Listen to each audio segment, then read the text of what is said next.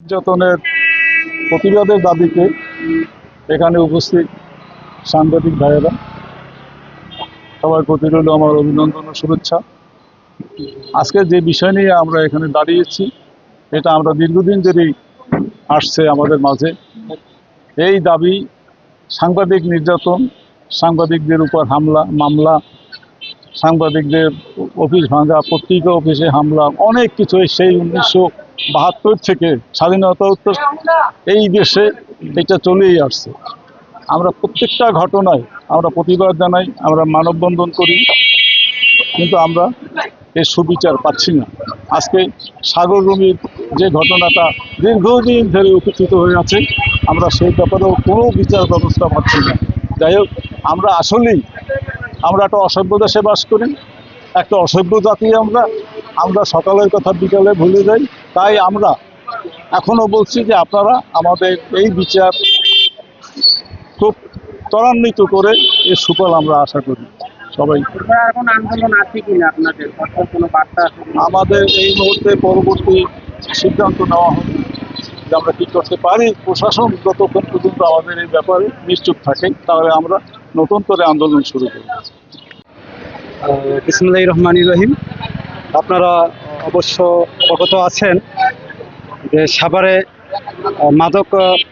মাদকের বিরুদ্ধে রিপোর্ট সংগ্রহ করতে গিয়ে এই দেশ টিভির সিনিয়র সাংবাদিক কলাপাড়ার লালুয়ার কৃতি সন্তান তাইফুর রহমান তুহিনের উপর যে সন্ত্রাসী কর্তৃক অতর্কিত হামলা হয়েছে, আমি কলাপাড়া শ্রমিক দলের পক্ষ থেকে তীব্র নিন্দা প্রতিবাদ জানাচ্ছি এবং অনতি বিলম্বে এই যারা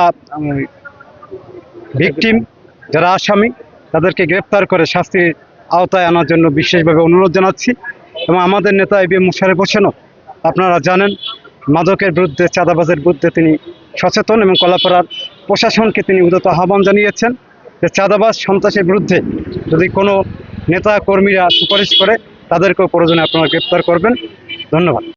আমার ছেলে তাইফুর রহমান তুহিনকে যারা অ্যাসাল্ট করেছে তাদেরকে তাদের দৃষ্টান্তবোধক বিচার দাবি করছি এবং যারা অ্যারেস্ট হয়েছে কিন্তু মূল হোতা যিনি শামীম, ওরও বন্দি করে অ্যারেস্ট করে দৃষ্টান্তমূলক শাস্তির যেন আওতায় আনা হয়, আইনের আওতায় আনা হয়।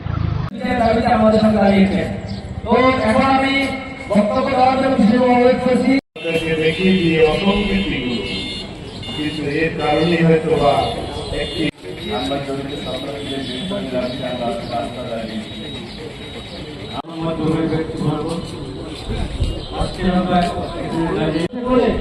আমরা সাংবাদিক এখানে এভাবে মানববন্ধন আলোচনা হয়, এই জন্য আমরা সেই জায়গাটা দেখি না। আমি আশা করি সাংবাদিকতাদের দাবি নিরাপদে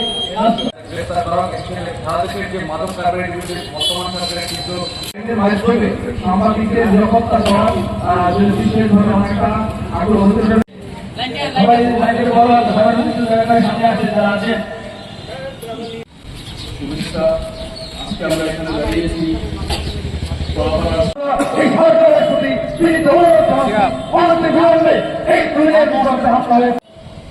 আমার নাম সাইফুল আলম মুকুল। আমি 1998 সালে, আমাকে আপনারা চিনবেন, আমাকে আপনারা মেঘনা নদীতে দেখেছিলেন ভাসতে ভাসতে।